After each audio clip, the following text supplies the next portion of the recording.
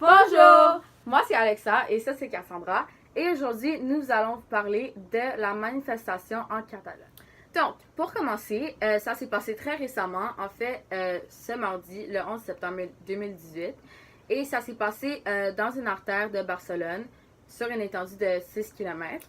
Et ça implique la population catalane. Pour résumer l'événement et sa cause, tout a commencé le 11 septembre 1714, quand il y a eu la prise de Barcelone par les troupes du roi Philippe V, ce qui a supprimé l'autonomie dans la région de Catalogne. Pour combattre cet événement, la population a créé une fête qui s'appelle la Diada, et dans le fond, c'est cette manifestation qui se passe à tous les années. Aussi, cette année, la manifestation est encore plus flamboyante, puisque l'année passée, il y a eu une tentative de sécession qui a malheureusement échoué avec 50% des votes qui étaient contre. Durant la parade, les gens sont vêtus de rose et ils brandirent leur drapeau de la Catalogne.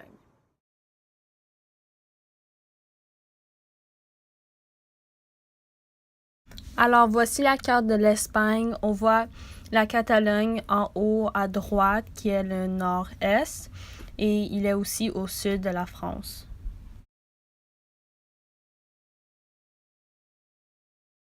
Pour continuer, on va aller à la clarification des termes. Donc, le premier, c'est une artère, et ça, c'est une rue importante dans une ville.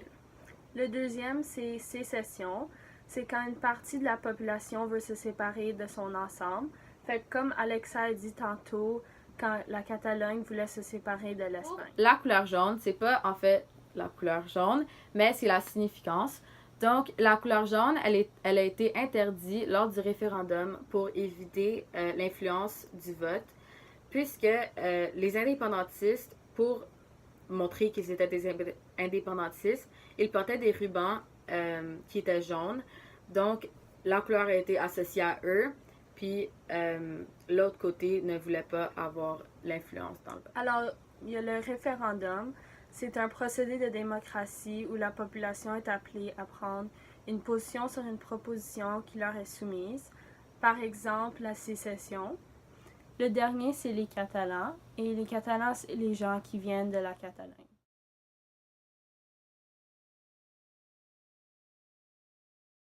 Alors maintenant, c'est les implications des personnages politiques. Le premier, c'est Pedro Sánchez.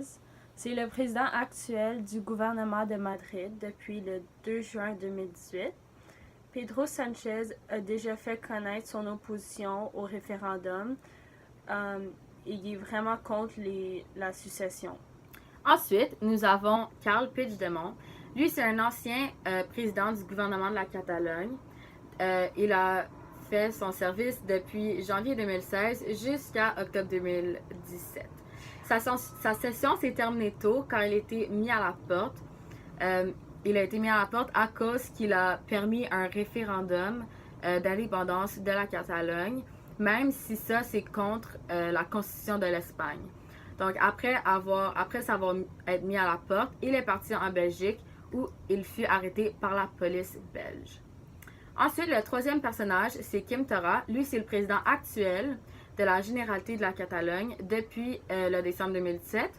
Puis Quim, lui, il est pour l'indépendance de la Catalogne et il continue les projets que Carles Puigdemont a commencé. Ils sont souvent en communication et Quim va visiter Carles Puigdemont une fois par mois en Belge.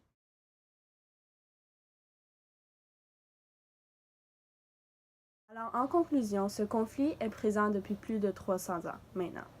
Si le président Quim Torra continue les projets de Carles Puigdemont sans aucun changement, l'indépendance des Catalans sera un rêve très lointain. Alors, merci de nous avoir écoutés. J'espère que vous avez appris quelque chose. Et bye bye!